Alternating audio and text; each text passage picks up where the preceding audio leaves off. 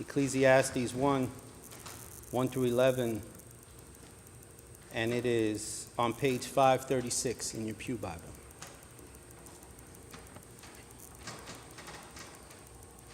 The words of the teacher, the son of David, king in Jerusalem. Vanity of vanities, says the teacher. Vanity of vanities, all is vanity. What do people gain from all the toil at which they toil under the sun? A generation goes and a generation comes, but the earth remains forever. The sun rises and the sun goes down and hurries to the place where it rises. The wind blows to the south and goes around to the north. Round and round goes the wind, and on its circuits the wind returns. All streams run to the sea, but the sea is not full. To the place where the streams flow, they continue to flow. All things are worrisome, more than one can express. The eye is not satisfied with seeing, the ear filled with hearing. What has been is what will be, and what has been done is what will be done. There is nothing new under the sun. Is there a thing of which it is said, "See, this is new"? It has already been in the ages before us. The people of long ago are not remembered, nor will there be any remembrance of people yet to come by those who come after them. The word of the Lord. It's an interesting text today, isn't it? Vanity, all is vanity. The text today is actually a prologue of the book of Ecclesiastes. This book is a book of wisdom, wise sayings, and also a realization of the human condition. Human condition which even to this day speaks to us. When we hear that vanity of vanities, all is vanity, we can understand it in different ways, yet we understand it in a personal way. This text is just the beginning and telling the whole story, an introduction to what is to come. The text to come will break down and give more information on what we hear here. The author is not providing a rosy picture of love and life and how great it is, but instead, he's showing that life, yes, can be beautiful, but yes, life can be ugly also. And we come to church, and I think for many of us, we come here because we want to be encouraged and we want to smile and we want to, but yet life is not all roses, it's not all bright hills and sunrises, and life, like love, has its ups and downs and all arounds. Life sometimes has its ugly warts. It has its trips, its holes in the ground that force us to trip. Life, we try to spin it sometimes in a good way, but sometimes it's not. Sometimes it does suck. But yet, we continue. Yet, we continue to move forward. And I'm not here to bring everyone down either. We were talking in Bible study this morning as we study the book of Job. The book of Job, the book of Ecclesiastes, and Lamentations are books that are difficult because they are talking about the difficult things in life, the difficult moments. And even though we may not fully understand how they go through it, like the story of Job has a man who has everything, then loses everything. So maybe most of us haven't lost everything. But yet we all understand those moments of darkness and depression that we struggle with. We can see that in the story of Job, just like we can see here in the story of Ecclesiastes in the text when he says vanity of vanities. One of the things I wanted to look for was what does vanity mean? Because for us, vanity means that someone who is full of themselves, someone who is full of like this air of diva-ness, or someone who thinks they're better than. But vanity is a quality of being worthless, according to Google definition. It is this feeling of being futile. Vanity is something that's absurd, something that has no meaning. Vanity is not only about to be vain and to think of yourself more than. It means absurd and meaningless and worthless and futile. So when the author says vanity, all is vanity, he's saying worthless, all is worthless. Absurd, all is absurd. Meaningless, all is meaningless. How does that sound? I think at different moments in all of our lives, we have felt just that, haven't we? We have felt where, why did I even struggle? Why did I even go through this? God, just take me now. Just take me. And as I was preparing for this sermon, as I was praying and thinking about, I had to share something because I was, this past week, I saw Bohemian Rhapsody. I don't know how many here like Queen. I love Queen. That was a great movie, by the way. But as I was listening deeper to some of the verses that they sing, and the one from the song Bohemian Rhapsody where he says, I don't want to die, but sometimes I wish I'd never been born at all.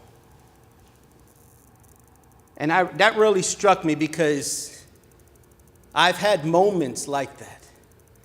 It's not that I wanted to end my life, but I just wished that I wasn't born at all. Because that's the hopelessness that I felt at that moment. And so I was thinking about my life. Where can I put myself? Where can I see this moment of darkness and this moment of depression? And I can go back to probably a young age. I would say probably about 11 years old. I'm a middle child of a big family, and we had drama with the older kids. We had the spoiling of the younger kids, and I was stuck in the middle, Mr. Invisible, 11 years old. And I said, if I disappeared, no one would notice. No one would know. And so one day I was thinking about that, of disappearing. I born in the Bronx, lived in a building that had 18 stories with easy access to a roof. And I said, maybe I can learn to fly and end it all at 11, because I felt that hopeless, that invisible. And then something funny happened. I turned on the TV, and I grew up a Yankee fan, so I've always been a Yankee fan. But I started to look at them differently. God brought the Yankees and statistics into my life at that moment. I know it may seem weird, but I started from that moment forward, I started to look at the games differently because I wanted to understand the games differently.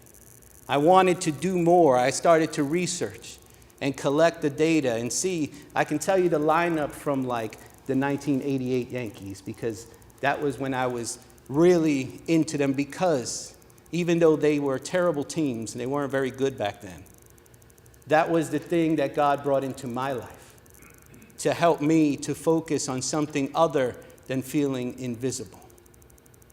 Because I was at that moment, even at such a young age. Vanity of vanity. I'm worthless.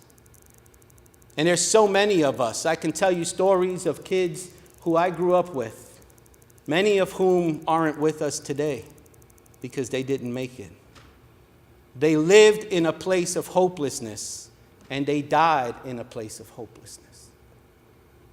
In junior high school, I lost a friend to being shot by drug dealers because he was trying to make money for his family, because his mom, it was a single mom with 3 kids, and he was the oldest at 14. And his job was just to pick up and drop off. And they didn't like the product, so they killed him because he was trying to make extra money for his family. Hopelessness. How many of those around us live in hopelessness? And we may think that, oh, this is something that affects only adults, but it doesn't. It affects everyone. Hopelessness is something that invades the heart of all people in all ages. Even if you've been through the ringer and you've been through life, even if you've grown old, you can still live in hopelessness. But how can we change that? Following the news just this week, actually from the 27th, the 27th was the day that the Tree of Life Synagogue there was a shooting there. 11 people were lost. From the 28th until today, or until yesterday, there have been 11 shootings. 23 died, 43 injured. A world of hopelessness surrounds us. So this text that was written so long ago still speaks to us as if it was written right now. Worthless. All is worthless, it feels like, doesn't it? But yet we come to this, and we come to this time with someone who has brought us hope. We believe in a God who has given us hope. We believe in a God who loved us so much that was willing to give up all of eternity to be here with us, with you and with me. So yes, the world may feel hopeless. The world may feel like it's darkening. The world may feel like chaos is erupting everywhere, but he who is in me is greater than he who is in the world. Where is your hope? Where does your hope come from? Yes, it may feel like all is lost, but where does your hope come from? Does your hope come from the Lord? Does your hope come from him who died on the cross? Does your hope come from the one who resurrected? Does your hope come from the one who gave everything so that you and I can have relationship with God? Is that where your hope comes from? Does your hope only come from when I feel good? Therefore, I am hopeful. When all is great, then I am hopeful. When all is going just as I planned, then I am hopeful. Is that where it comes from? Is that how it works? Because we know that we can plan and plan and plan. And chances are maybe half the plan will come into fruition. You set up and set up and set up, and maybe some of it will happen, but most of it will change. Then what? Where is your hope? Where is your hope when you've planned out your whole life and then things change? Where is your hope when you had a trajectory that you had set up because you knew that at this point you would be here, and then you get there and you are nowhere near where you were supposed to be? Then what? How do you continue? You can't find hope in things of that nature. You can't find hope in just the everyday. You have to find the hope that lives within the one who has brought love and life into each of us.